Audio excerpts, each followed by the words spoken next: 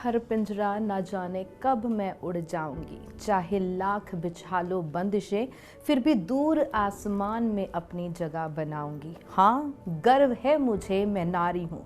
भले ही इन परंपरागत स्थितियों में दुनिया ने मेरी बेड़ियों पे पैरों में बेड़ियां ज़रूर लगाई हैं, लेकिन तब भी इन जंजीरों को तोड़ के दुनिया को मैं दिखाऊंगी कि हाँ, मैं नारी हूँ और गर्व है मुझे, मैं नारी हूँ। सत श्री अकाल, तुसी वेख रहे हो FM मीडिया ते मैं हाँ तुहाडे नाल प्रवानी अनेजा ते अज वर्के दे इस खास एपीसोड दे विच जिस नारी शक्ति दे नाल, जिस औरत दे नाल मैं तुहानू मिलाउण जा रही हाँ, वो कुछ अजिही मिसाल रखते हैं जिन्हां ने सारी जंजीरां तोड़ते हुए बाकी औरतां दे लई एक अलग मिसाल कायम की है। साडे नाल ने अज पंजाब स्टेट विमेन कमीशन की चेयरपर्सन मनीषा गुलाटी जी। मैम बहुत बहुत स्वागत है।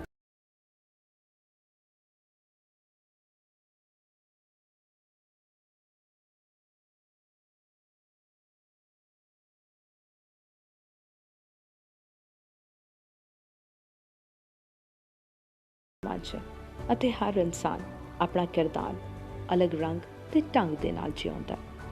ਜੇਕਰ ਗੱਲ ਕੀਤੀ ਜਾਵੇ ਇੱਕ ਔਰਤ ਦੀ, ਤਾਂ ਔਰਤ ਦੇ ਕਿਰਦਾਰ ਬਹੁਤ ਹਨ ਜਿਸ ਨੂੰ ਪੂਰੀ ਤਰ੍ਹਾਂ ਮਾਣਦੀ ਵੀ ਹੈ ਤੇ ਨਿਭਾਉਂਦੀ ਵੀ। ਅਸੀਂ ਜਿਸ ਸਮਾਜ ਵਿੱਚ ਵਿਚਰਦੇ ਹਾਂ, ਉਸ ਸਮਾਜ ਵਿੱਚ ਅੱਜ ਵੀ ਔਰਤਾਂ ਅੱਗੇ ਤਾਂ ਵਧੀਆਂ ਹਨ, ਪਰ ਉਹਨਾਂ ਦੀ ਸਥਿਤੀ ਹਜੇ ਵੀ ਕੁਝ ਚੰਗੀ ਨਹੀਂ, ਭਾਵੇਂ ਉਹ ਘਰ ਵਿੱਚ ਹੀ ਕਿਉਂ ਨਾ ਹੋਵੇ। ਹਰ ਔਰਤ ਆਪਣੇ ਨਾਲ ਹੋਏ ਜ਼ੁਲਮਾਂ ਖਿਲਾਫ ਆਵਾਜ਼ ਚੁੱਕਣਾ ਚਾਹੁੰਦੀ ਹੈ। ਕਿਸੇ ਨੂੰ ਰਾਹ ਮਿਲ ਜਾਂਦਾ ਹੈ, ਕਿਸੇ ਦੀ ਹਿੰਮਤ ਹੋ ਜਾਂਦੀ ਹੈ ਤੇ ਕਿਸੇ ਦੀ ਨਹੀਂ। ਵੈਸੇ ਜੋ ਆਵਾਜ਼ ਚੁੱਕਦੀਆਂ ਹਨ, ਉਹ ਕੁਝ ਕਲਮ ਦੇ ਰਾਹੀਂ, ਕੁਝ ਟੀਵੀ ਦੇ ਰਾਹੀਂ ਤੇ ਕੁਝ ਗੀਤਾਂ ਦੇ ਰਾਹੀਂ। ਕਹਿੰਦੇ ਹਨ ਕਿ ਸਮਾਜ ਤੁਹਾਡੀ ਰਾਏ ਤੋਂ ਨਹੀਂ ਬਲਕਿ ਉਦਾਹਰਣ ਤੋਂ ਬਦਲੇਗਾ। ਸੋ ਅੱਜ ਵਰਕੇ ਦੀ ਖਾਸ ਮਹਿਮਾਨ ਇੱਕ ਅਜਿਹੀ ਸ਼ਖਸੀਅਤ ਹਨ ਜਿਨ੍ਹਾਂ ਨੇ ਇੱਕ ਉਦਾਹਰਣ ਬਣ ਕੇ ਹਰ ਔਰਤ ਦੇ ਲਈ ਇੱਕ ਮਿਸਾਲ ਕਾਇਮ ਕੀਤੀ ਹੈ। Mrs Manisha Gulati, Punjab state women commission ਦੀ ਚੇਅਰਪਰਸਨ। ਵੈਸੇ ਤਾਂ ਘੱਟ ਉਮਰ ਵਿੱਚ ਵਿਆਹ ਹੋਣ ਤੋਂ ਬਾਅਦ ਆਪਣੀ ਕਲਮ ਜ਼ਰੀਏ ਕਈ ਵਾਰ ਮਿਸਿਸ ਗੁਲਾਟੀ ਨੇ ਔਰਤਾਂ ਦੇ ਦਰਦਾਂ ਦੀ ਦਾਸਤਾਨ ਕਾਗਜ਼ 'ਤੇ ਬਿਆਨ ਕੀਤੀ, ਕਈ ਲੇਖ ਲਿਖੇ, ਕਿਤਾਬ ਵੀ ਲਿਖੀ।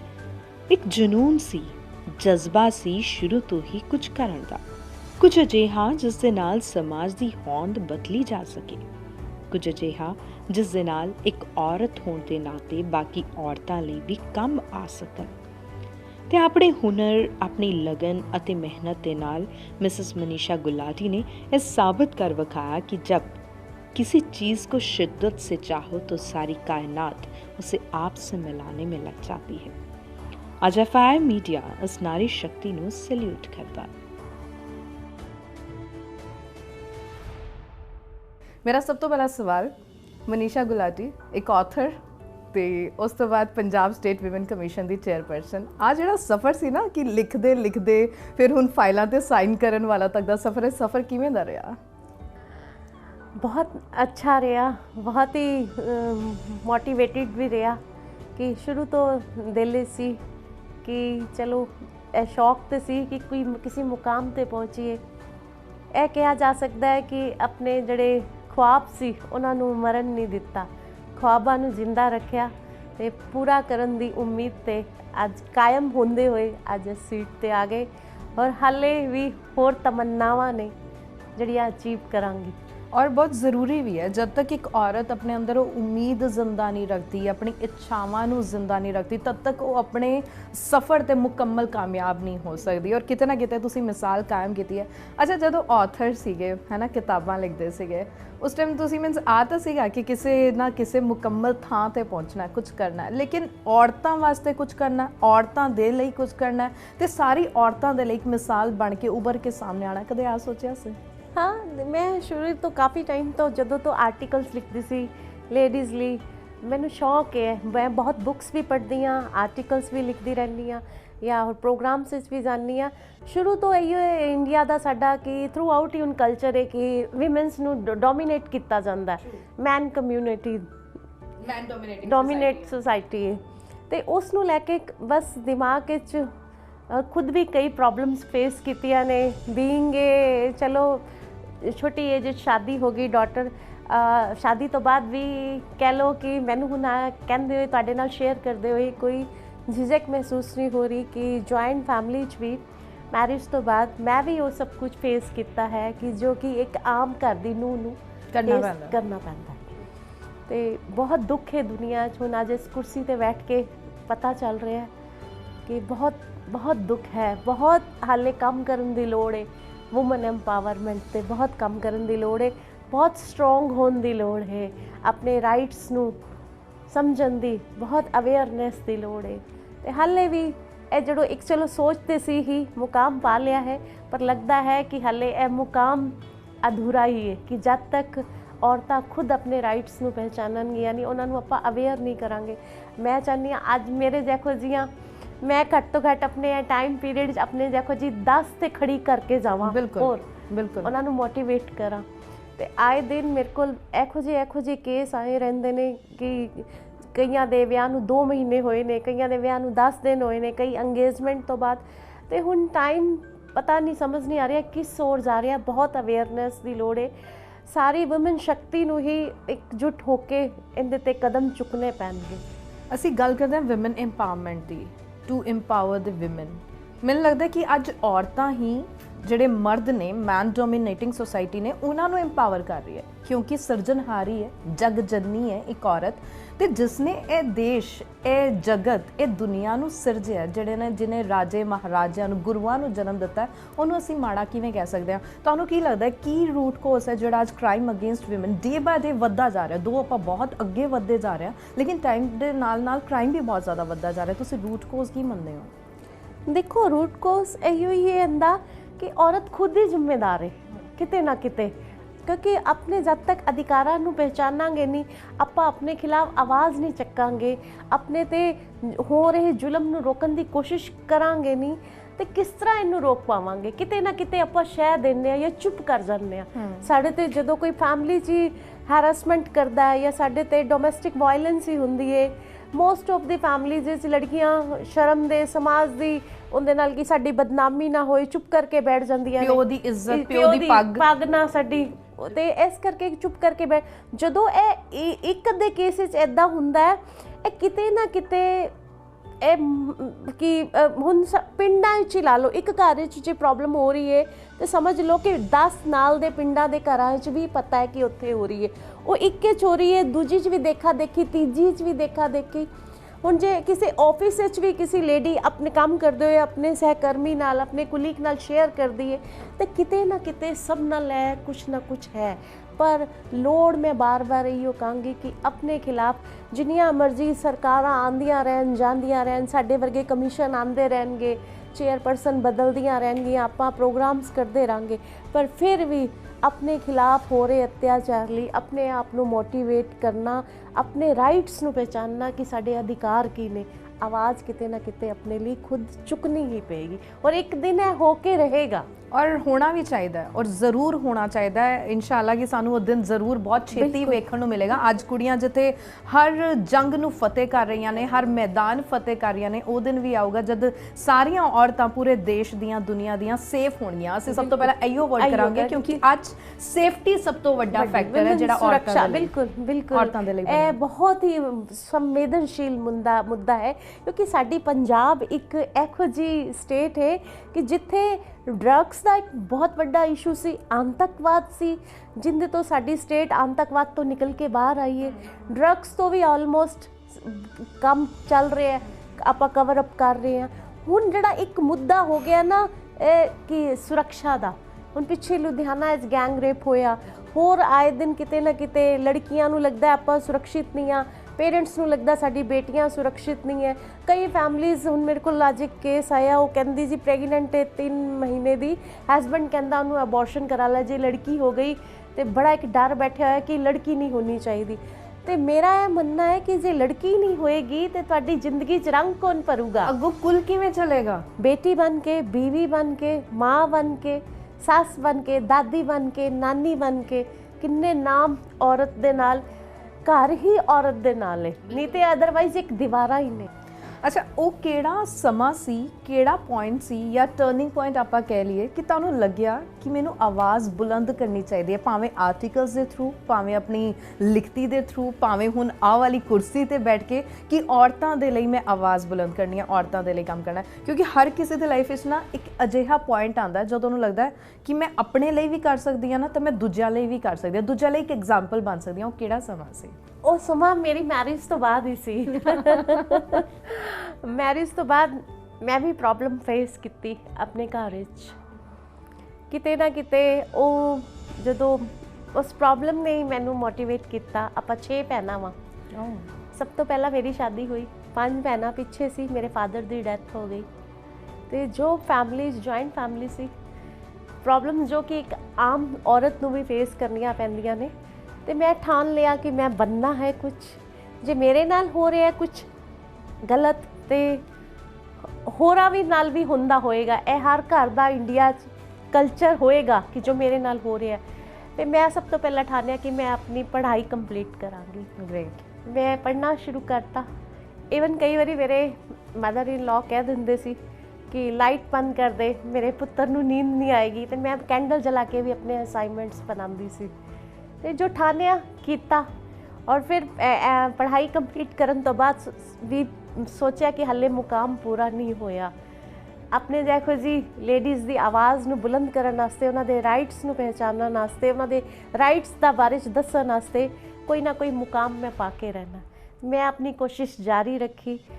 ਤੇ ਮੇਰੇ ਵਰਗੇ ਸਭ ਨੂੰ ਹੀ, ਜੇ ਤੁਸੀਂ ਇੱਕ ਵਾਰੀ ਸੋਚ ਲਿਆ, ਠਾਣ ਲਿਆ, ਤੇ ਔਰਤ ਨੇ ਅਗਰ ਠਾਣ ਲਿਆ ਤੇ ਕੋਈ ਤਾਕਤ ਨਹੀਂ ਹੈ ਕਿ ਉਹ ਬਿਲਕੁਲ, ਕਿਉਂਕਿ ਇੱਕ ਔਰਤ ਸੂਈ ਦੇ ਨਾਲ ਘਰ ਬਣਾ ਵੀ ਸਕਦੀ ਹੈ ਤੇ ਉਸੇ ਸੂਈ ਦੇ ਨਾਲ ਘਰ ਢਾਹ ਵੀ ਸਕਦੀ ਹੈ। ਔਰਤ 'ਚ ਇੰਨੀ ਅੰਦਰੂਨੀ ਸ਼ਕਤੀ ਉਸ ਰੱਬ ਵੱਲੋਂ, ਉਸ ਦਾਤੇ ਵੱਲੋਂ ਦਿੱਤੀ ਗਈ ਹੈ ਕਿ ਕੁਝ ਵੀ ਕਰ ਸਕਦੀ ਹੈ। ਨਾਮੁਮਕਿਨ ਨੂੰ ਵੀ ਮੁਮਕਿਨ ਦੇ ਵਿੱਚ ਬਦਲ ਸਕਦੀ ਹੈ ਇੱਕ ਔਰਤ।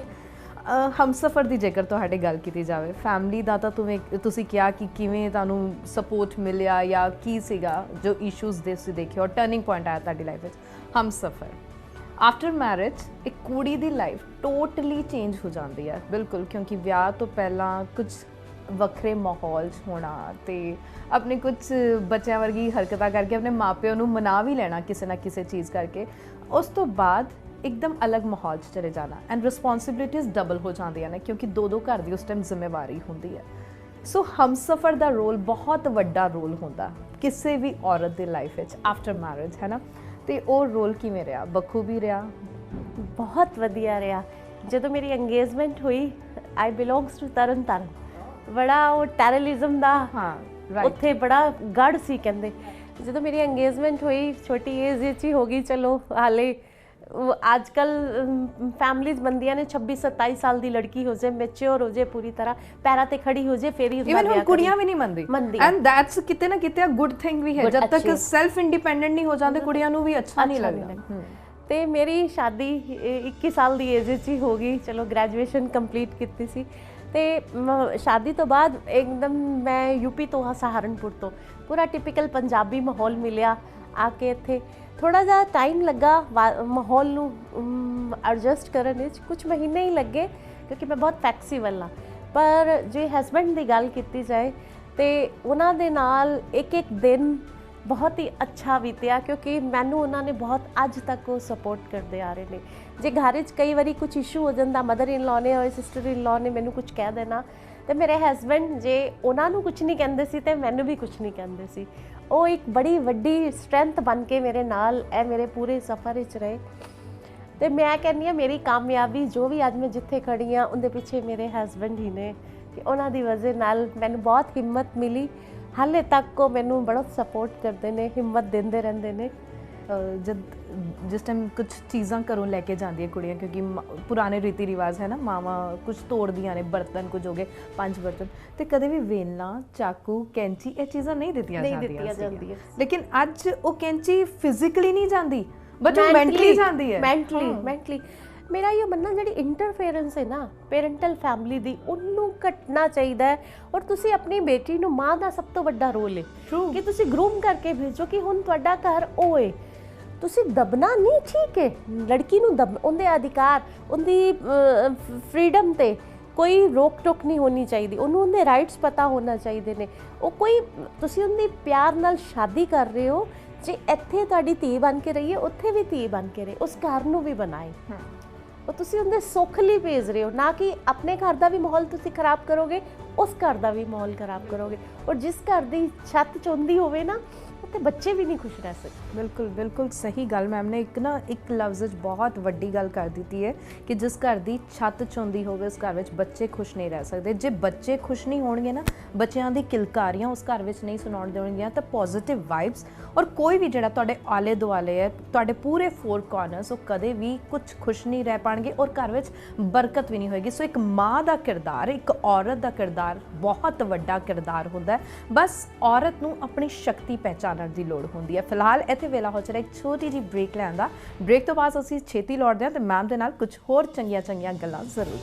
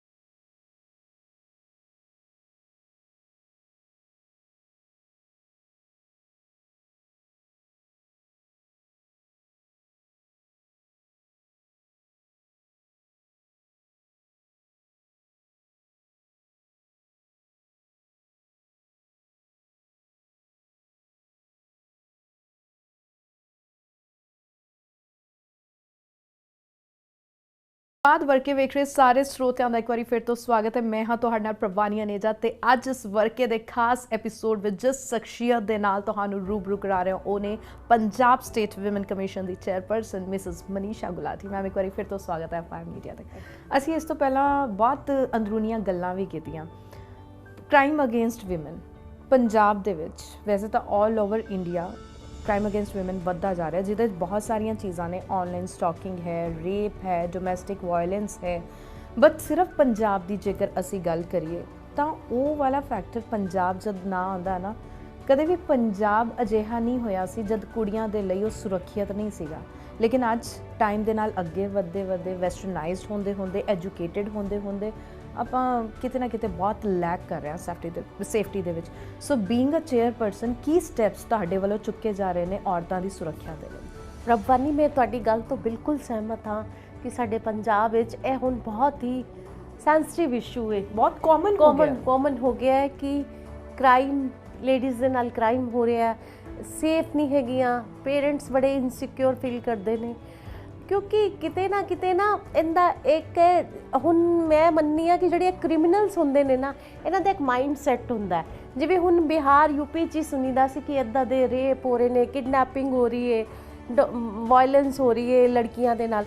ਉਹ ਮਾਈਂਡ ਸੈੱਟ ਕਿਤੇ ਨਾ ਕਿਤੇ ਇਹ ਨਾ ਜਿਹੜਾ ਇਹਨਾਂ ਨੂੰ ਪਤਾ ਲੱਗ ਜਾਂਦਾ, ਜਿਹੜੇ ਇਹ ਲੋਕ ਹੁੰਦੇ ਨੇ ਕ੍ਰਿਮੀਨਲ ਪ੍ਰਵਿਰਤੀ ਦੇ, ਕਿ ਇੱਥੇ ਇਹ ਕੰਮ ਹੋ ਰਿਹਾ, ਉਹ ਸਾਈਕੋਲੋਜੀਕਲ ਉਹਨਾਂ ਦੇ ਮਾਈਂਡ ਵਿੱਚ ਆ ਜਾਂਦਾ ਕਿ ਸਾਨੂੰ ਇਸ ਕੰਮ ਵਿੱਚ ਮਜ਼ਾ ਆ ਰਿਹਾ ਜਾਂ ਫੇਮ ਮਿਲ ਰਿਹਾ ਜਾਂ ਮੁੱਦਾ ਉੱਠ ਰਿਹਾ, ਤੇ ਉਹ ਕਿਤੇ ਨਾ ਕਿਤੇ ਇਹ ਪੰਜਾਬ ਵਿੱਚ ਵੀ ਫੈਲਦਾ ਜਾ ਰਿਹਾ, ਪੈਰ ਪਸਾਰਦਾ ਜਾ ਰਿਹਾ।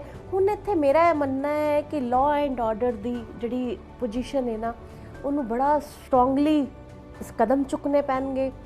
ਵੂਮਨ ਕਮਿਸ਼ਨ ਨੂੰ ਵੀ ਸਾਨੂੰ ਵੀ ਔਰਤਾਂ ਲਈ ਹੋਰ ਆਪਾਂ ਵੱਧ ਤੋਂ ਵੱਧ ਕੀ ਸਰਕਾਰ ਦੇ ਨਾਲ ਜਦੋਜਹਿਦ ਕਰਕੇ ਕੀ ਆਪਾਂ ਸਰਕਾਰ ਨੂੰ ਵੀ ਕਹਿ ਸਕਦੇ ਹਾਂ ਕਿ ਹੋਰ ਸਖਤ ਤੋਂ ਸਖਤ ਕਦਮ ਚੁੱਕੇ ਜਾਣ। ਜਿਹੜੇ ਇਹ ਗੈਂਗ ਰੇਪ ਕਰਦੇ ਨੇ, ਫਾਂਸੀ ਦੀ ਸਜ਼ਾ ਦਾ ਵੀ ਜਿਹੜਾ ਸਰਕਾਰ ਨੇ 12 ਸਾਲ ਤੋਂ ਬੱਚੀਆਂ ਤੱਕ ਫਾਂਸੀ ਦੀ ਸਜ਼ਾ ਦਾ ਪ੍ਰਾਵਧਾਨ ਰੱਖਿਆ।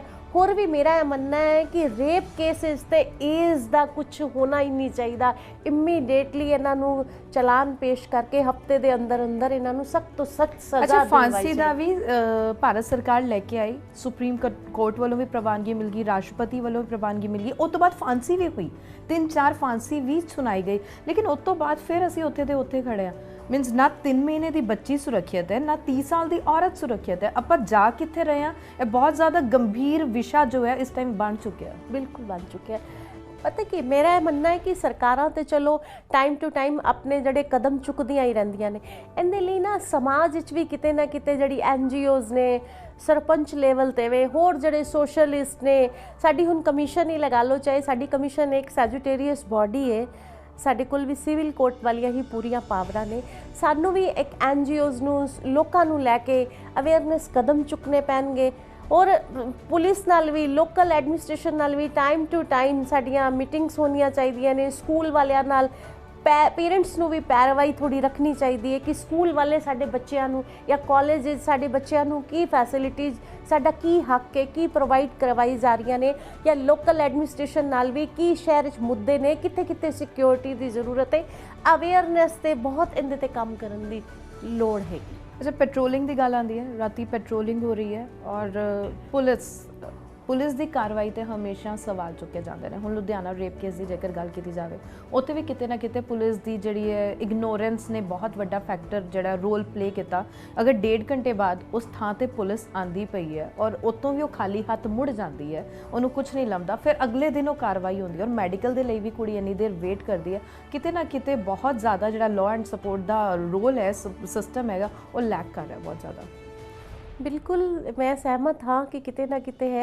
मेरा यो मनना है, आप सरकार नूं लिख के भी भेजिया है कि जिथे एखो जे संवेदनशील प्लेस हैगे ने, जिथे तुहानूं लगदा है कि पेट्रोलिंग दी बहुत ज़्यादा, उत्थे परमानेंट सिक्योरिटी का इंतजाम किया जाए। खास तौर पर जितने गर्ल्स कॉलेज हैगे ने या जिन्ने पार्क हैगे ने, जिथे हुण लड़कियां दी फ्रीडम ते भी आपां कोई सवाल नहीं चुक, हर किसी नूं आज़ादी है, हर किसी को आज़ादी है कि वो अपनी मर्जी नाल किते घूमन जाए या कुछ भी अपना एक अपनी एक लिमिटेशन किसी की आज़ादी ते आपां रोक नहीं लगा सकते। पर सरकारां नूं चाहीदा है कि टाइम टू टाइम इहो जे क्राइम्स ना होण, जिथे लड़कियां दे कॉलेज ने या संवेदनशील जड़ियां जगह ने, उत्थे पेट्रोलिंग दी सुरक्षा नूं लैके उन्हां दी जड़ी राउंड है करते ने, पेट्रोलिंग हुंदी है, उन्नूं पुख्ता कीता जाए। अच्छा, 1 साल हो गया इस कुर्सी ते बैठे, तुहानूं अपनी रिस्पॉन्सिबिलिटी, बहुत वड्डी जिम्मेवारी तुहानूं सौंपी गई है पंजाब सरकार वालों एक तरफों। 1 साल दे विच एक अजिहा एग्जाम्पल, एक अजिहा केस जिन्हें तुहानूं बिल्कुल हिला के रख दिता होवे, झंझोड़ के रख दिता, क्योंकि औरतां दे नाल रिलेटेड अजिहे केसिस आ रहे, जिवें असीं डिस्कस भी किया पहलां भी, कि पंजाब विच वधदा होया डे बाय डे ग्राफ सानूं वेखण नूं मिल रहा है। तो कोई एक अजिहा केस जिन्हें बिल्कुल चेंज कर दिता, लेकिन उस केस बहुत सक्सैसफुल गया बाद चों। बहुत सारे केस ने इहो जे।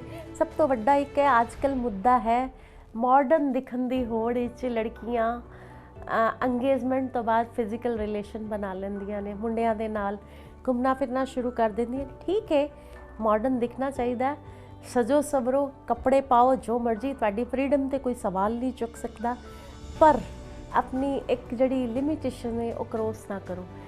नंबर्स ऑफ केसिस रोज़ आ रहे हैं साढ़े कोल, लड़कियां अंगेजमेंट तो बाद रिलेशन बना लैंदियां ने और लड़के फिर वो शादी तो डिनाई कर देंगे ने, जिन्हां दी शादी 2-2 3-3 महीने पै। आपां 5-6 केस तो सॉर्ट आउट कर चुके हैं, पर most of the cases boys मनते ही नहीं शादी लई। ये एक मुद्दा बहुत झंझोड़ के रखता है कि साडी बच्चियां, और ज़्यादातर लड़कियां पिंडां दियां भी ने, शहरां दियां भी ने। पिंडां दियां लड़कियां बहुत सारियां ने, नहीं तो पिंडां एक बड़ी रिस्ट्रिक्शनस होंदियां सी, ये सुनने च नहीं। हुण ज़्यादातर लड़कियां ही पिंडां दियां ने कि अंगेजमेंट होगी जी, चलो जी, पेरेंट्स भी नहीं रोकते, मुंडा पिक्चर दिखाने ले जा रहे हैं, घुमान ले जा रहे हैं, फिर चलो जी होटल ले चले गए, रिलेशन बना ले, 1 बारी 2 बारी 3 बारी, 2-2 3-3 महीने शादी च पै जांदे ने ते लड़के डिनाई कर देंगे शादी तो, फिर लड़कियां साडे कोल आंदियां ने। ਤੇ ਬਹੁਤ ਇਹ ਝੰਜੋੜਦੇ ਨੇ ਮਨ ਨੂੰ ਕਿ ਇਹ ਬਹੁਤ ਇੱਕ ਸੰਵੇਦਨਸ਼ੀਲ ਵੀ ਮੁੱਦਾ ਹੈਗਾ ਔਰ ਨੰਬਰਸ ਆਫ ਕੇਸਿਸ ਨੇ ਸਾਡੇ ਕੋਲ ਹੈ ਬਹੁਤ ਸਾਰੇ ਕਿ ਇਹ ਇਹਦੇ ਤੇ ਰੋਜ਼ ਹੀ ਕੋਈ ਨਾ ਕੋਈ ਇੱਕ ਅੱਧਾ ਅੱਛਾ ਕਿਤੇ ਨਾ ਔਰਤ ਅੱਜ ਅਗਰ ਸੁਰੱਖਿਅਤ ਨਹੀਂ ਹੈਗੀ ਨਾ ਉਹਦੇ ਪਿੱਛੇ ਇੱਕ ਔਰਤ ਖੁਦ ਬਹੁਤ ਵੱਡੀ ਜ਼ਿੰਮੇਵਾਰ ਹੈ ਨਾ। ਔਰ ਤੁਸੀਂ ਉਹਦਾ ਕਾਰਨ ਕੀ ਮੰਨਦੇ ਹੋ? ਸੋਸ਼ਲ ਮੀਡੀਆ ਜਿੱਦਾਂ ਯੂਜ਼ ਅੱਜ ਕੱਲ੍ਹ ਵੱਧ ਰਿਹਾ, ਐਜੂਕੇਟਿਡ ਆਪਾਂ ਜ਼ਿਆਦਾ ਹੋ ਗਏ ਹਾਂ, ਵੈਸਟਰਨਾਈਜ਼ਡ ਆਪਾਂ ਜ਼ਿਆਦਾ ਹੋ ਗਏ ਹਾਂ, ਜਾਂ ਸੈਲਫ ਡਿਪੈਂਡੈਂਟ ਹੋ ਗਏ ਹਾਂ? ਕੀ ਰੀਜ਼ਨ ਤੁਸੀਂ ਜ਼ਿਆਦਾ ਮੰਨਦੇ ਹੋ ਕਿ ਕਿਸ ਕਰਕੇ ਇਹ ਸਭ ਚੀਜ਼ਾਂ ਵੱਧ ਰਹੀਆਂ ਨੇ? ਦੇਖੋ ਸੈਲਫ ਆਪਣੇ ਤੇ ਸੈਲਫ ਡਿਪੈਂਡੈਂਟ ਹੋਣਾ ਤਾਂ ਕੋਈ ਬੁਰੀ ਗੱਲ ਨਹੀਂ, ਹੋਣਾ ਵੀ ਚਾਹੀਦਾ। ਹਰ ਪੇਰੈਂਟਸ ਨੂੰ ਵੀ ਇਹ ਕਰਨਾ ਚਾਹੀਦਾ ਕਿ ਆਪਣੀ ਲੜਕੀਆਂ ਨੂੰ ਆਪਣੇ ਪੈਰਾਂ ਤੇ ਤੁਸੀਂ ਪੜ੍ਹਾਓ ਲਿਖਾਓ, ਖੂਬ ਪੜ੍ਹਾਓ ਲਿਖਾਓ, ਖੜਾ ਕਰੋ। ਜਿਹੜਾ ਵੈਸਟਰਨ ਕਲਚਰ ਨੂੰ ਅਡਾਪਟ ਕਰਨਾ ਹੈ ਨਾ, ਕਰੋ, ਬਿਲਕੁਲ ਕਰੋ, ਕੋਈ ਹਰਜ਼ ਨਹੀਂ ਹੈ, ਪਰ ਸਹੀ ਚੀਜ਼ਾਂ ਨੂੰ ਅਡਾਪਟ ਕਰੀਏ। ਸੋਸ਼ਲ ਮੀਡੀਆ ਤੇ ਵੀ ਜ਼ਿਆਦਾ ਇਨਵੋਲਵਮੈਂਟ, WhatsApp Facebook ਤੇ ਇੱਕ ਹੱਦ ਤੋਂ ਜ਼ਿਆਦਾ ਯੂਜ਼ ਹੋ ਰਿਹਾ ਹੈ, ਉਹ ਕਿਤੇ ਨਾ ਕਿਤੇ ਸਹੀ ਕਰਦੇ ਕਰਦੇ ਤੁਹਾਨੂੰ ਗਲਤ ਕਰ ਦਿੰਦਾ, ਗਲਤ ਰਾਹ ਵੱਲ ਲੈ ਜਾਂਦਾ। ਤੇ ਉਹਦੇ ਤੇ ਥੋੜਾ ਜਿਹਾ ਖੁਦ ਹੀ ਤੁਸੀਂ ਕਰ ਸਕਦੇ ਹੋ, ਖੁਦ ਹੀ ਤੁਸੀਂ ਆਪਣਾ ਦੇਖੋ ਕਿ ਸਾਡੇ ਲਈ ਸਹੀ ਕੀ ਹੈ, ਗਲਤ ਕੀ ਹੈ, ਤੇ ਇਹ ਤੁਸੀਂ ਖੁਦ ਹੀ ਇਹਨੂੰ ਇੰਪਰੂਵ ਕਰ ਸਕਦੇ ਹੋ, ਕੋਈ ਹੋਰ ਨਹੀਂ ਕਰ ਸਕਦਾ। ਆਪਣੇ ਇੰਡੀਪੈਂਡੈਂਟ ਹੋਣਾ, ਵੈਸਟਰਨਾਈਜ਼ ਹੋਣਾ ਕੋਈ ਬੁਰੀ ਗੱਲ ਨਹੀਂ ਹੈ, ਬਹੁਤ ਅੱਛੀ ਗੱਲ ਹੈ। ਸਮਾਜ ਬਹੁਤ ਤਰੱਕੀ ਕਰ ਰਿਹਾ ਹੈ, ਤੁਸੀਂ ਆਪਣੇ ਆਪ ਨੂੰ ਮਾਡਰਨ ਕਰੋ, ਤੁਹਾਡਾ ਰਾਈਟ ਹੈ, ਤੁਸੀਂ ਆਪਣੀ ਲਾਈਫ ਖੁਦ ਕਿਸੇ ਨੂੰ ਆਨਸਰੇਬਲ ਨਹੀਂ ਹੋ, ਪਰ ਹਰ ਚੀਜ਼ ਇੱਕ ਲਿਮਿਟ ਹੈ। ਹਰ ਚੀਜ਼ ਵਿਦਿਨ ਬਾਉਂਡਰੀਜ਼ ਬਹੁਤ ਵਧੀਆ ਲੱਗਦੀ ਹੈ, ਵਿਦਿਨ ਲਿਮਿਟਸ ਵਧੀਆ ਲੱਗਦੀ ਹੈ। ਔਰ ਉਹ ਔਰਤ ਨੂੰ ਖੁਦ ਪਤਾ ਹੋਣਾ ਚਾਹੀਦਾ ਕਿ ਮੈਂ ਕਿਸ ਲੈਵਲ ਤੱਕ ਕਿਤੇ ਜ਼ਿਆਦਾ ਓਪਨ ਹੋਣਾ, ਕਿਹਦੇ ਨਾਲ ਹੋਣਾ ਤੇ ਕਿਹਦੇ ਨਾਲ ਨਹੀਂ ਹੋਣਾ। ਅੱਛਾ, ਬੀਇੰਗ ਅ ਚੇਅਰਪਰਸਨ, ਅਸੀਂ ਇਸ ਕੁਰਸੀ ਤੇ ਬੈਠੇ ਹਾਂ ਔਰਤਾਂ ਦਾ ਦੁੱਖ ਹੰਡਾਉਣ ਦੇ ਲਈ, ਉਹਨਾਂ ਦੀ ਜ਼ਿੰਦਗੀ ਸੰਵਾਰਨ ਦੇ ਲਈ, ਲੇਕਿਨ ਬਹੁਤ ਵਾਰੀ ਕੁਝ ਅਜਿਹਾ ਹੁੰਦਾ, ਕੋਈ ਵੀ ਫੀਲਡ ਵਿੱਚ ਹੋਵੇ, ਜਦ ਤੁਸੀਂ ਕੋਈ ਚੰਗਾ ਕੰਮ ਕਰਦੇ ਹੋ, ਕਿਸੇ ਲਈ ਐਗਜ਼ਾਮਪਲ ਸੈੱਟ ਕਰਦੇ ਹੋ, ਉਹ ਚੰਗਾ ਕਰਦੇ ਨਾ, ਬੇਸ਼ੱਕ ਤੁਸੀਂ ਦੂਜੇ ਬੰਦੇ ਦਾ ਚੰਗਾ ਕੀਤਾ ਹੁੰਦਾ, ਲੇਕਿਨ ਦੂਜੇ ਨੂੰ ਲੱਗਦਾ ਕਿ ਮੇਰੀ ਜ਼ਿੰਦਗੀ ਲਈ ਮਾੜਾ ਕਰਤਾ, ਤੇ ਉਹਦੇ ਨੈਗੇਟਿਵ ਇੰਪੈਕਟ ਦੇਖਣ ਨੂੰ ਮਿਲਦਾ। ਕੁਝ ਅਜਿਹਾ ਹੋਇਆ, ਕੁਝ ਇੱਦਾਂ ਦੇ ਚੈਲੰਜਸ ਫੇਸ ਕਰਨ ਨੂੰ ਮਿਲੇ ਤੁਹਾਨੂੰ ਇਸ ਕੁਰਸੀ ਤੇ? ਹਾਂ, ਰੀਸੈਂਟਲੀ ਸਾਡੇ ਕੋਲ ਇੱਕ ਕੇਸ ਆਇਆ, ਇੱਕ ਲੜਕੀ ਨੇ ਇੰਟਰਕਾਸਟ ਮੈਰਿਜ ਕੀਤੀ ਸੀ, ਤੇ ਉਹਦੇ ਫਾਦਰ ਮਦਰ ਸਾਡੇ ਕੋਲ ਕਿਸੇ ਦੇ ਥਰੂ ਹੀ ਆਏ, ਕੰਪਲੇਂਟ ਲੈ ਕੇ ਆਏ ਕਿ ਸਾਡੀ ਲੜਕੀ ਵੀ ਲੜਕੇ ਨਾਲ ਲੜ ਕੇ ਆਪਣੇ ਪੇਰੈਂਟਸ ਕੋਲ ਆ ਗਈ। ਉਹ ਲੜਕੀ ਨੂੰ ਹੀ, ਡਾਟਰ ਨੂੰ ਹੀ ਲੈ ਕੇ ਆਏ ਆਪਣੀ ਕਿ ਡਾਈਵੋਰਸ ਕਰਵਾ ਦਿਓ, ਲੜਕਾ ਫਿਜ਼ੀਕਲੀ ਫਿਟ ਨਹੀਂ ਹੈ, ਬ੍ਰਦਰ ਇਨ ਲਾਅ ਨਾਲ ਇਹਨੂੰ ਉਹ ਕਹਿੰਦੇ ਨੇ ਰਿਲੇਸ਼ਨ ਬਣਾਓ, ਇਸ ਤਰ੍ਹਾਂ ਦੇ ਐਲੀਗੇਸ਼ਨਸ ਲੈ ਕੇ ਉਹ ਸਾਡੇ ਕੋਲ ਆਈ। ਤੇ ਠੀਕ ਹੈ, ਫਿਰ ਆਪਾਂ ਤੇ ਹਾਲੇ ਉਹਨੂੰ ਸੁਣਿਆ ਸੀ, ਸਾਡੀ ਪ੍ਰੋਸੈਸ ਹੈ ਕਿ ਦੂਜੀ ਪਾਰਟੀ ਨੂੰ ਵੀ ਸੁਣੀਏ, ਆਪਾਂ ਦੋਨਾਂ ਨੂੰ ਇਕੱਠੇ ਬੁਲਾ ਲਿਆ, ਲੜਕੇ ਵਾਲੇ ਨੂੰ ਸੁਣਿਆ, ਤੇ ਉਹ ਜਦੋਂ ਲੜਕੀ ਨੂੰ ਸਾਹਮਣੇ ਬੁਲਾਇਆ ਪੇਰੈਂਟਸ ਦੇ ਨਾਲ ਹੀ, ਲੜਕੇ ਨੂੰ ਦੇਖਦਿਆਂ ਹੀ ਕੁਝ ਹੋ ਗਿਆ, ਤੇ ਉਹ ਉਹਨੂੰ ਜਾ ਕੇ ਉਹਦੇ ਕੋਲ ਜਾ ਕੇ ਖਲੋ ਗਈ, ਕਹਿੰਦੀ ਮੈਂ ਤੇ ਜਾਣਾ ਹੀ ਨਹੀਂ। ਆਪਾਂ ਜਦੋਂ ਉਹ ਐਲੀਗੇਸ਼ਨ ਕੱਢੇ ਕਿ ਤੂੰ ਕਿਸ ਤਰ੍ਹਾਂ ਸਾਡਾ ਵੀ ਟਾਈਮ ਵੇਸਟ ਕੀਤਾ, ਇਹ ਸਾਨੂੰ ਐਪਲੀਕੇਸ਼ਨ ਕਿਉਂ ਦਿੱਤੀ, ਉਹਨੇ ਉਹਨਾਂ ਦੇ ਸਾਹਮਣੇ ਕਿਹਾ ਕਿ ਮੈਂ ਪੇਰੈਂਟਸ ਦੇ ਇਨਫਲੂਐਂਸ 'ਚ ਆ ਕੇ ਇਹ ਸਭ ਕੁਝ ਲਿਖਿਆ, ਮੈਂ ਤੇ ਇਹਦੇ ਨਾਲ ਹੀ ਰਹਿਣਾ, ਇਹ ਸਭ ਝੂਠ ਹੈ, ਮੈਂ ਤੇ ਇਹਨੂੰ ਹੀ ਪਿਆਰ ਕਰਦੀ ਹਾਂ, ਇਹਦੇ ਨਾਲ ਹੀ ਜਾਣਾ। ਚਲੋ ਕੋਈ ਗੱਲ ਨਹੀਂ, ਆਪਾਂ ਫਿਰ ਲੜਕੀ ਦੇ ਪੇਰੈਂਟਸ ਨੂੰ ਸਮਝਾਇਆ ਕਿ ਜੀ ਇਹ ਰੁੱਸ ਕੇ ਲੜਕੇ ਆ ਗਈ ਸੀ, ਠੀਕ ਹੈ, उन्होंने शादी कर ली है, ਕੋਈ ਹਰਜ਼ ਨਹੀਂ, ਇਹ ਜ਼ਰੂਰੀ ਨਹੀਂ ਇੰਟਰਕਾਸਟ ਮੈਰਿजेस ਸਫਲ ਨਹੀਂ ਹੁੰਦੀਆਂ, ਕਮਾ ਰਿਹਾ ਹੈ ਅੱਛਾ ਲੜਕਾ, ਤੇ ਕੋਈ ਗੱਲ ਨਹੀਂ, ਸਮਝਾਇਆ। ਉਹਦੀ ਮਦਰ ਨੂੰ BP ਬਹੁਤ ਲੋ ਹੋ ਗਿਆ, ਖੈਰ ਕਾਉਂਸਲਿੰਗ ਕੀਤੀ, ਸਮਝਾਇਆ, ਇੱਥੋਂ ਤੇ ਉਹ ਚਲੇ ਗਏ। ਅਗਲੇ ਦਿਨ ਲੜਕੀ ਦੇ ਫਾਦਰ ਨੇ ਸੁਸਾਈਡ ਕਰ ਲਿਆ ਟ੍ਰੇਨ ਥੱਲੇ ਆ ਕੇ। ਮਤਲਬ ਉਹ ਇੰਨਾ ਕੁ ਹਰਟ ਹੋਏ ਕਿ ਕਮਿਸ਼ਨ ਦੇ ਸਾਹਮਣੇ ਮੇਰੀ ਲੜਕੀ ਨੇ ਮੈਨੂੰ ਜਲੀਲ ਕਰਤਾ, ਇੰਨਾ ਕੁ ਦੁਖੀ ਹੋਏ। ਔਰ ਫਿਰ ਸਾਨੂੰ ਪਤਾ ਨਹੀਂ ਚੱਲਿਆ, ਚਲੋ ਸਾਡੇ ਤੋਂ ਤਾਂ ਲੜਕੀ ਦੀ ਮਦਰ ਨੇ 1 ਮਹੀਨੇ ਬਾਅਦ ਮੈਨੂੰ ਕਾਲ ਕਰਕੇ ਕਿਹਾ ਕਿ ਮੇਰੇ ਹਸਬੈਂਡ ਨੇ ਅਗਲੇ ਦਿਨ ਸੁਸਾਈਡ ਕਰ ਲਿਆ। ਮੈਨੂੰ 1 ਹਫ਼ਤਾ ਨੀਂਦ ਨਹੀਂ ਆਈ, ਬਹੁਤ ਹੀ ਹਿਲਾ ਕੇ ਗਿਆ ਕਿ ਕਿਸ ਤਰ੍ਹਾਂ ਲੜਕੀ ਨੇ, ਜਦੋਂ ਉਹਦੀ ਮਦਰ ਦੀ ਇੱਥੇ ਤਬੀਅਤ ਖਰਾਬ ਹੋਈ, BP ਲੋ ਹੋ ਗਿਆ, ਉਹਦੇ ਹੱਥ ਪੈਰ ਇਸ ਤਰ੍ਹਾਂ ਕੰਬਣ ਲੱਗ ਗਏ, ਤੇ ਲੜਕੀ ਨੇ ਮਦਰ ਵੱਲ ਅੱਖ ਚੁੱਕ ਕੇ ਨਹੀਂ ਦੇਖਿਆ। ਆਪਾਂ ਉਹਨੂੰ ਕਹਿੰਦੇ ਰਹੇ ਆਪਣੀ ਮੰਮਾ ਨੂੰ ਤੇ ਸੰਭਾਲ ਲੈ, ਮੈਂ ਕੌਫੀ ਮੰਗਵਾਈ ਨੀਚੇ ਤੋਂ, ਪਰ ਨਾ, ਉਹ ਦੇਖਿਆ ਹੀ ਨਹੀਂ, ਕਹਿੰਦੀ ਆਪੇ ਠੀਕ ਹੋ ਜਾਏਗੀ, ਡਰਾਮਾ ਕਰਦੀ ਪਈ ਮੇਰੀ ਮਾਂ। ਤੇ ਇਹ ਬੜਾ ਝੰਜੋੜ ਗਿਆ ਕਿ ਹਾਏ ਇੱਕ ਬੇਟੀ ਕਿਸ ਤਰ੍ਹਾਂ ਕਰ ਸਕਦੀ ਹੈ, ਆਪਣੀ ਮਦਰ ਵੱਲ ਦੇਖਿਆ ਹੀ ਨਹੀਂ ਉਹਨੇ। ਹੋਰ ਬਹੁਤ ਮੈਨੂੰ ਇਹ ਝੰਜੋੜ ਕੇ ਗਿਆ, ਦੁੱਖ ਲੱਗਾ ਕਿ ਠੀਕ ਹੈ, ਆਪਾਂ ਜੇ ਉਹਦੇ ਰਾਈਟਸ ਦੀ ਵੀ ਗੱਲ ਕੀਤੀ, ਪਰ ਬੱਚਿਆਂ ਨੂੰ ਵੀ ਸੋਚਣਾ ਚਾਹੀਦਾ, ਮਾਪਿਓ ਦੀ ਇੱਜ਼ਤ ਨੂੰ ਹੀ ਨਾ ਉਛਾਲੋ। ਅੱਛਾ, ਇੱਕ ਆਖਰੀ ਤਾਂ ਨਹੀਂ ਮੈਂ ਕਹੂੰਗੀ, NRIs ਦਾ ਮੁੱਦਾ ਜਿਹੜਾ ਹੋਇਆ ਪੰਜਾਬ ਦੇ ਵਿੱਚ, NRIs ਗਰੂਮਸ ਦਾ ਮੁੱਦਾ ਉਹ ਬਹੁਤ ਜ਼ਿਆਦਾ, ਮੁੰਡੇ ਚਲੇ ਜਾਂਦੇ ਨੇ ਵਿਆਹ ਕਰਕੇ, ਵਾਪਸ ਨਹੀਂ ਆਉਂਦੇ, ਪਤਾ ਚੱਲਦਾ ਉੱਥੇ ਜਾ ਕੇ ਦੂਜਾ ਵਿਆਹ ਕੀਤਾ ਹੋਇਆ, ਉੱਥੇ ਪ੍ਰੋਪਰ ਸੈਟਲਡ ਨੇ ਫੈਮਲੀਜ਼, ਤੇ ਇੱਥੇ ਕੁੜੀਆਂ ਵਿਚਾਰੀਆਂ ਤੰਗ ਪਰੇਸ਼ਾਨ, ਜਿਹੜੇ ਖਾਸ ਕਰਕੇ ਕਿਸਾਨ ਨੇ, ਉਹ ਆਪਣੀ ਕੁੜੀਆਂ ਨੂੰ ਕਿਸ ਤਰੀਕੇ ਨਾਲ ਵਿਆਹੁੰਦੇ ਨੇ ਤੇ ਉਹਨਾਂ ਦੀਆਂ ਬੱਚੀਆਂ ਪਰੇਸ਼ਾਨ ਹੁੰਦੀਆਂ ਨੇ। ਉਹਦੇ ਲਈ ਕਮਿਸ਼ਨ ਕੀ ਸਟੈਪ ਚੁੱਕ ਰਿਹਾ? ਇਹ ਬਹੁਤ ਹੀ ਸੰਵੇਦਨਸ਼ੀਲ ਮੁੱਦਾ, ਮੈਂ ਕਹਾਂਗੀ ਕਿ ਝੰਜੋੜਨ ਵਾਲਾ ਮੁੱਦਾ ਹੈ, ਸਭ ਤੋਂ ਵੱਡਾ। 30,000 ਤੋਂ ਅਬਵ ਲੜਕੀਆਂ ਹੈਗੀਆਂ ਨੇ, ਜਿਹੜਾ ਸਾਲਾਂ ਤੋਂ ਚੱਲਦਾ ਆ ਰਿਹਾ ਹੈ ਕਿ ਜਦੋਂ ਦੀਆਂ ਇਹ ਪੰਜਾਬ ਵਿੱਚ ਲੜਕੀਆਂ ਬਾਹਰ ਵਿਆਹਣੀਆਂ ਸ਼ੁਰੂ ਹੋਣਗੀਆਂ, ਮੇਰੇ ਖਿਆਲ 10 ਚੋਂ 5 ਤੋਂ ਲੈ ਕੇ 7 ਲੜਕੀਆਂ ਬੈਠੀਆਂ ਹੋਈਆਂ ਨੇ ਆਪਣੇ ਘਰ ਵਿੱਚ। ਔਰ ਕੋਈ ਕੰਪਿਊਟਰ ਇੰਜੀਨੀਅਰ ਹੈ, ਕੋਈ IT ਹੈ, ਕੋਈ ਹਾਈ ਕੁਆਲੀਫਾਈਡ ਲੜਕੀਆਂ ਹੈਗੀਆਂ ਨੇ ਸਾਡੀਆਂ, ਜਿਹੜੀਆਂ ਵਿਚਾਰੀਆਂ ਬੈਠੀਆਂ ਹੋਈਆਂ ਨੇ। ਸ਼ਾਦੀ ਤੋਂ ਬਾਅਦ ਲੜਕੇ ਇੰਜੋਏ ਕਰਕੇ ਚਲੇ ਗਏ ਨੇ, ਦੂਸਰੇ ਵਿਆਹ ਕਰ ਲਏ ਨੇ।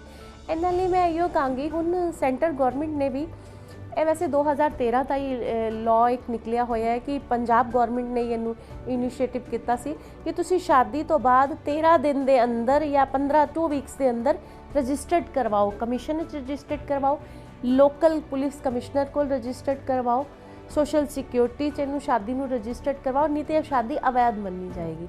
ਪਰ 2013 ਤੋਂ ਲੈ ਕੇ 2019 'ਚ ਹੁਣ ਫਿਰ ਸੈਂਟਰ ਗੌਰਮੈਂਟ ਨੇ ਦੁਬਾਰਾ ਤੋਂ ਉਸੇ ਇਹਨੂੰ ਲਾਅ ਨੂੰ ਇੰਪਲੀਮੈਂਟ ਕਰਨ ਦੀ ਹਦਾਇਤਾਂ ਦਿੱਤੀਆਂ, ਕਿਉਂਕਿ ਇਹਦੇ ਉੱਤੇ ਇੰਪਲੀਮੈਂਟ ਪ੍ਰੋਪਰ ਹੋਇਆ ਹੀ ਨਹੀਂ, ਕੰਮ ਹੀ ਨਹੀਂ ਹੋਇਆ, ਅਵੇਅਰਨੈਸ ਹੀ ਨਹੀਂ। ਹੁਣ ਦੱਸੋ, ਪਿੰਡਾਂ ਦੇ ਲੋਕਾਂ ਨੂੰ ਕੁਛ ਲੈਣਾ ਦੇਣਾ ਨਹੀਂ ਕੀ ਕਾਨੂੰਨ ਹੈ, ਉਹਨਾਂ ਨੂੰ ਤਾਂ ਬਸ ਇੱਕੋ ਹੈ ਕਿ ਸਾਡੀ ਲੜਕੀ ਦੀ ਸ਼ਾਦੀ ਬਾਹਰ ਹੋ ਰਹੀ ਹੈ, ਫੌਰਨ ਜਾ ਰਹੀ ਹੈ, ਲੜਕੀ ਨੂੰ ਵੀ ਮਤਲਬ ਮੇਰਾ ਵਿਆਹ ਬਾਹਰ ਫੌਰਨ ਵਿੱਚ ਹੋ ਰਿਹਾ।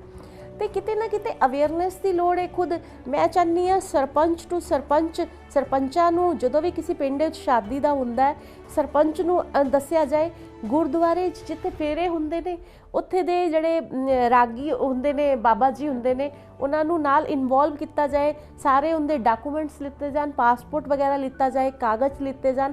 ਔਰ ਬਾਹਰ ਦੀ ਕੰਟਰੀ 'ਚ ਵੀ ਜਿੱਥੇ ਲੜਕੀ ਦੀ ਸ਼ਾਦੀ ਹੋ ਰਹੀ ਹੈ ਉੱਥੇ ਬੜੀ ਸਾਰੀ NGOs ਕੰਮ ਕਰ ਰਹੀਆਂ, ਉਹਨਾਂ ਨਾਲ ਰਾਬਤਾ ਰੱਖਿਆ ਜਾਏ, ਪਾਸਪੋਰਟ ਵਗੈਰਾ ਲਿੱਤਾ ਜਾਏ। ਤੇ ਕਿਤੇ ਨਾ ਕਿਤੇ ਪਰਿਵਾਰ ਨੂੰ ਹੀ ਅਵੇਅਰਨੈਸ ਦੀ ਲੋੜ ਹੈ, ਵੈਰੀਫਿਕੇਸ਼ਨ ਦੀ ਬਹੁਤ ਜ਼ਰੂਰਤ ਹੈ। ਬਿਫੋਰ ਮੈਰਿਜ ਰਿਸ਼ਤਾ ਕਰਨ ਤੋਂ ਪਹਿਲਾਂ ਇੱਕ ਪ੍ਰੋਪਰ ਵੈਰੀਫਾਈ ਹੋਣਾ ਚਾਹੀਦਾ ਹੈ ਮੁੰਡਾ, ਉਹਦੀ ਫੈਮਿਲੀ। ਸ਼ਾਦੀ ਨੂੰ ਰਜਿਸਟਰਡ ਜ਼ਰੂਰ ਕਰਾਓ। ਇੱਕ ਆਖਰੀ ਸਵਾਲ, ਕਿਉਂਕਿ ਸਾਡੇ ਕੋਲ ਸਮਾਂ ਜ਼ਿਆਦਾ ਨਹੀਂ ਹੈ, ਲੇਕਿਨ ਟੌਪਿਕਸ ਤਾਂ ਬਿਲਕੁਲ, ਜਦ ਵੀ ਵਿਮਨ ਦੀ ਗੱਲ ਆਉਂਦੀ ਹੈ ਅਨਗਿਨਤ ਟੌਪਿਕਸ 'ਤੇ ਚਰਚਾ ਹੋ ਸਕਦੀ ਹੈ। ਕੀ ਸੁਨੇਹਾ ਦੇਣਾ ਚਾਹੋਗੇ ਬਾਕੀ ਔਰਤਾਂ ਨੂੰ, ਦੇਸ਼ ਦੀ ਦੁਨੀਆ ਦੇ?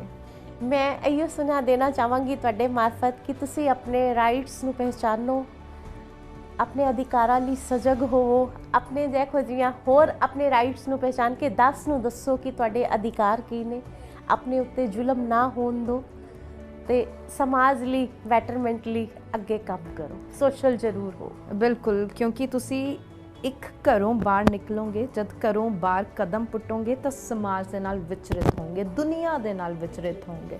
ਤੇ ਜਦ ਤੁਸੀਂ ਦੁਨੀਆ ਦੇ ਨਾਲ ਵਿਚਰਦੇ ਹੋ ਨਾ, ਤੁਹਾਨੂੰ 100 ਲੋਕ ਮਿਲਦੇ ਨੇ, 100 ਅਜਿਹੀਆਂ ਚੀਜ਼ਾਂ ਮਿਲਦੀਆਂ ਨੇ ਜਿਹਦੇ ਤੁਹਾਨੂੰ ਪਤਾ ਚੱਲਦਾ ਹੈ ਕਿ ਮੇਰੀ ਜ਼ਿੰਦਗੀ 'ਚ ਆ ਮੇਰੇ ਲਈ ਸਹੀ ਹੈ ਜਾਂ ਗਲਤ ਹੈ। ਸੋ ਆਪਣੇ ਲਈ ਉਹ ਕੰਮ ਕਰਨਾ ਬਹੁਤ ਜ਼ਿਆਦਾ ਜ਼ਰੂਰੀ ਹੈ। ਜਿਵੇਂ ਮੈਮ ਨੇ ਕਿਹਾ, ਆਪਣੇ ਲਈ ਆਵਾਜ਼ ਚੁੱਕਣਾ ਬਹੁਤ ਜ਼ਰੂਰੀ ਹੈ। ਜਦ ਤੱਕ ਤੁਸੀਂ ਆਵਾਜ਼ ਨਹੀਂ ਚੁੱਕੋਗੇ ਨਾ ਆਪਣੇ ਲਈ, ਆਪਣੇ ਹੱਕ ਦੇ ਲਈ, ਤੁਹਾਡੇ ਨਾਲ ਕੁਝ ਗਲਤ ਹੋ ਰਿਹਾ, ਤੁਹਾਨੂੰ ਹੀ ਬੋਲਣਾ ਪੈਣਾ। ਜਦ ਤੱਕ ਤੁਸੀਂ ਨਹੀਂ ਬੋਲੋਗੇ, ਤੁਹਾਡੇ ਨਾਲ ਬੈਠੇ ਕਿਸੇ ਨੂੰ ਵੀ ਪਤਾ ਨਹੀਂ ਚੱਲੇਗਾ। ਫੋਰ ਐਗਜ਼ਾਮਪਲ, ਅਸੀਂ ਡਾਕਟਰ ਕੋਲ ਜਾਂਦੇ ਹਾਂ, ਜਦ ਤੱਕ ਉਹਨੂੰ ਬਿਮਾਰੀ ਨਹੀਂ ਦੱਸਦੇ, ਉਹ ਵੀ ਡਾਇਗਨੋਸ ਕਰਕੇ ਮੈਡੀਸਿਨ ਨਹੀਂ ਦਿੰਦਾ। ਸੋ ਮੈਡੀਸਿਨ ਚਾਹੀਦੀ ਹੈ ਆਪਣੇ ਦੁੱਖਾਂ ਦੇ ਲਈ, ਤਕਲੀਫਾਂ ਦੇ ਲਈ, ਤਾਂ ਤੁਹਾਨੂੰ ਉੱਠ ਕੇ ਆਉਣਾ ਪੈਣਾ ਔਰ ਆਪਣੇ ਲਈ ਆਵਾਜ਼ ਬੁਲੰਦ ਕਰਨੀ ਪੈਣੀ ਹੈ। ਸੋ ਅੱਜ ਸੀ ਸਾਡੇ ਨਾਲ ਵਰਕੇ ਦੇ ਇਸ ਖਾਸ ਐਪੀਸੋਡ ਵਿੱਚ ਪੰਜਾਬ ਸਟੇਟ ਵਿਮਨ ਕਮਿਸ਼ਨ ਦੀ ਚੇਅਰਪਰਸਨ ਮਿਸਿਸ ਮਨੀਸ਼ਾ ਗੁਲਾਟੀ।